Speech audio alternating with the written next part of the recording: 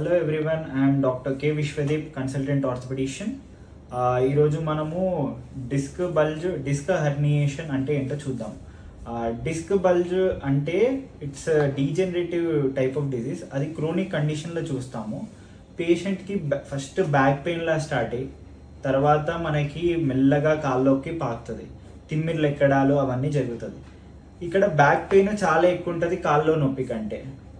ఇప్పుడు disc herniation అనేది acute condition. సడన్గా వెయిట్ లిఫ్ట్ చేసినప్పుడు కానీ, లేకపోతే సడన్గా మనం ఏదన్నా వంగి ఏదైనా పని చేసినప్పుడు కానీ సడన్గా అనేది నరం డిస్క్ హెర్నియేట్ అయిపోయి నరంని ఒత్తడం వల్ల సడన్గా మీకు పెయిన్ వస్తుంది, షియాటికా లాంటి పెయిన్ వస్తుంది. ఇక్కడ కాల్లో నొప్పి ఎక్కువ ఉంటుంది బ్యాక్ పెయిన్ కంటే.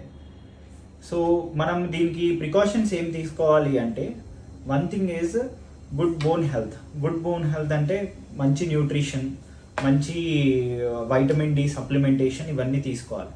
సెకండ్ థింగ్ ఏంటిదంటే, మనం బరువులు లేపడాలు, ఎక్కువసేపు పనిచేయడాలు, ఇంప్రాపర్ పోస్చర్ సిట్టింగ్ చేయడాలు ఇవన్నీ చేయకూడదు.